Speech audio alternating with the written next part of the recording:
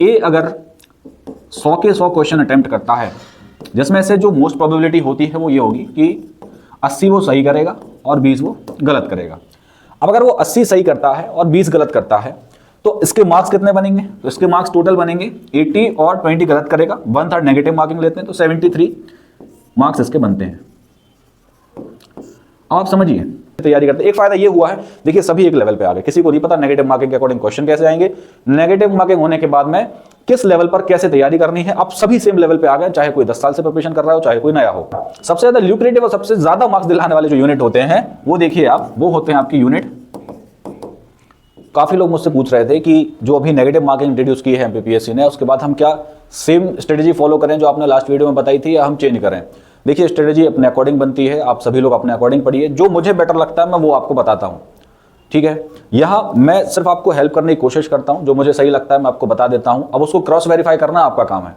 मैंने last time आपको बताया था कि लूसेंट प्लस जो एक कोई भी बुक एमपीजीके की आप पकड़ लीजिए जो आपको अच्छी लगती हो, मैंने एक सिलेक्शन तक की बुक बताई थी जो मुझे ऑथेंटिक लगी, बट ड्रॉबैक ये था कि वो सिर्फ हिंदी लैंग्वेज में आती है, इंग्लिश लैंग्वेज में वो नहीं आती है, ठीक है। तो मैंने लूसेंट प्लस वो जो आपकी स्टैटिक जीके की वो बुक थी उनको फॉलो करने बोला था। अब देखिए नेगेटिव मार्किंग इंट्रोड्यूस होने से क्या होगा कि अगर मान लीजिए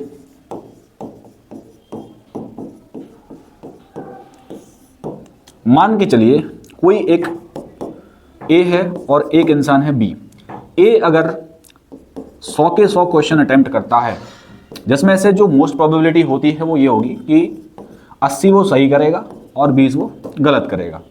अब अगर वो 80 सही करता है और 20 गलत करता है तो इसके मार्क्स कितने बनेंगे? तो इसके मार्क्स टोटल बनेंगे 80 और 20 गलत करेगा, 1/3 नेगेटिव मार्किंग लेते हैं तो 73 मार्क्स इसके बनते हैं। आप समझिए अभी तक जो कट ऑफ जाता था मैक्सिमम पिछले जो 3 सालों में गया है वो 80 के आसपास गया है, 81 हाईएस्ट कट ऑफ गया है। अब कट ऑफ हाईएस्ट कितनी जा सकती है? 73। अगर 73 हाईएस्ट कट ऑफ जा सकती है तो इसके अकॉर्डिंग हमें प्रिपेयर करना पड़ेगा। अब इसके अकॉर्डिंग प्रिपेयर करने के लिए क्या एमपीपीएससी ने सिलेबस चेंज किया है? नहीं किया। तो पढ़ना तो आपको वही है, हाँ थोड़े से डिफिकल्ट क्वेश्चन जरूर पूछेगा। अभी जब एमपीपीएससी ने डेंटिस्ट का एग्जाम लिया था उसमें आपसे कुछ डिफिकल्ट लेवल पर क्वेश्चंस को पूछा है, एमपीजी को भी थोड़ा सा ऊपर लेकर गया है। एक बार मैं आपको टेलीग्राम पर ये लिंक दे दूंगा तो आप वो एक बार पेपर चेक कर लेना, वहां जो आपसे एमपीजी के पूछा है वो जो नॉर्मली एमपी के एग्जाम में पूछी जाती है उससे थोड़ा सा लेवल ऊपर है। आपको इन्हीं बुक्स से और डीपली प्रिपरेशन करनी पड़ेगी, फैक्ट्स को बिल्कुल मेमोराइज करना पड़ेगा, क्योंकि देखिए अब नेगेटिव मार्किंग है, अब हम तुक्का नहीं लगा सकते। मान लो आपने 2 ऑप्शन एलिमिनेट कर दिए और 2 नहीं कर पाए, तब भी तुक्का लगाना मुश्किल होगा, क्योंकि नेगेटिव मार्किंग है 1/3 और नेगेटिव मार्किंग का इंपैक्ट पड़ता है। अब नेगेटिव मार्किंग उन लोगों के लिए तो बहुत अच्छी है जो डिजर्विंग कैंडिडेट हैं, उनको ही मिलना चाहिए तो उनके लिए ठीक है, बट जो लोग तुक्केबाजी से ये सेट जो प्रीलिम्स है आपका वो क्लियर करते थे तो उन लोगों के लिए थोड़ी सी यहाँ पर दिक्कत होने वाली है, क्योंकि जी सेट सी सेट जो भी है उनमें दोनों में ही आपका नेगेटिव मार्किंग है।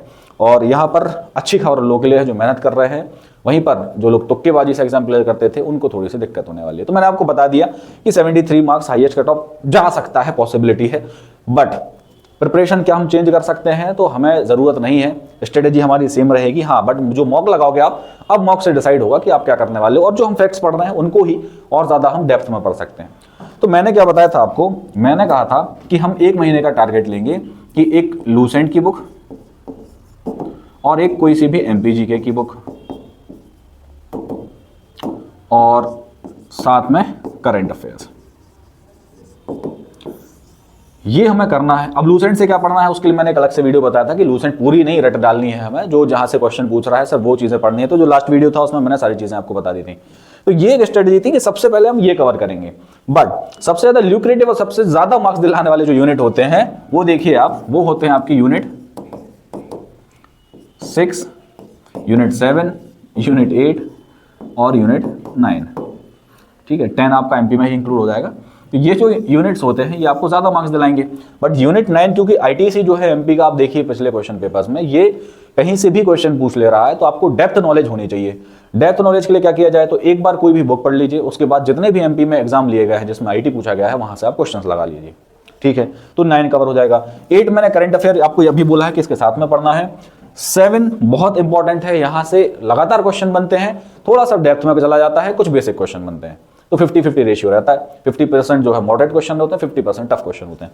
तो ये आप पे डिपेंड करता है कि आप कैसे प्रिपरेशन करते हो। मेरे अकॉर्डिंग पूछोगे तो जो मैंने इंपॉर्टेंट टॉपिक्स बताए थे आपको, लास्ट जो इंपॉर्टेंट वीडियो मेरी डली हुई है इसी चैनल पर, वो चेक कर लेना। वहां मैंने ये सब कुछ बताया कहां से कैसे कवर करना है। तो आप अगर उतना कर लेते हो तो मोर देन इनफ है।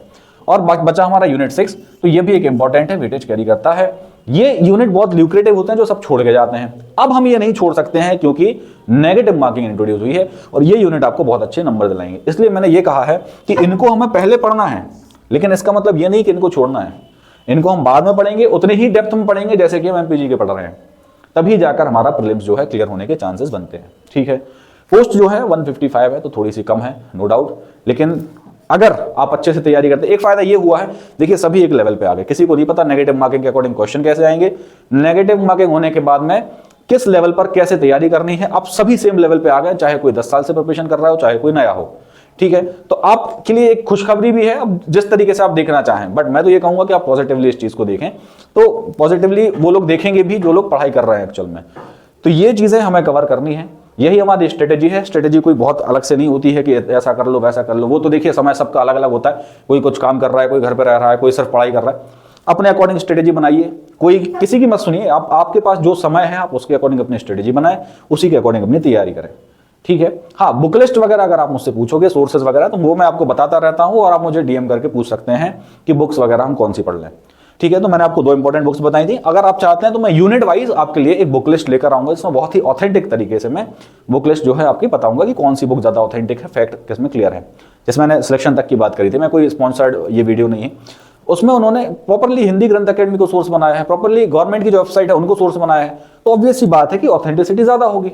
एमपी की जो गवर्नमेंट है, जो उसने अपने वेबसाइट पर लिखा है वही आप किताब में पढ़ रहे हो। तो ऐसी चीजों को हम पढ़ेंगे, ना कि हम फालतू का कचरा नहीं उठाएंगे। ठीक है, तो यही थी। और काफी लोगों ने मुझसे पूछा था कि नेगेटिव मार्किंग के बाद हम क्या करें, कैसा। तो आई होप आपके जो डाउट्स हैं वो क्लियर हो गए होंगे। अब जो नेक्स्ट मेरा क्लास आएगा, जो नेक्स्ट वीडियो आएगी, उसमें मैं आपको एक अच्छी इंपॉर्टेंट एक बुक लिस्ट भी बता दूंगा, जिसमें ऑथेंटिक सोर्सेज रहेंगे। Thank you so much, best of luck.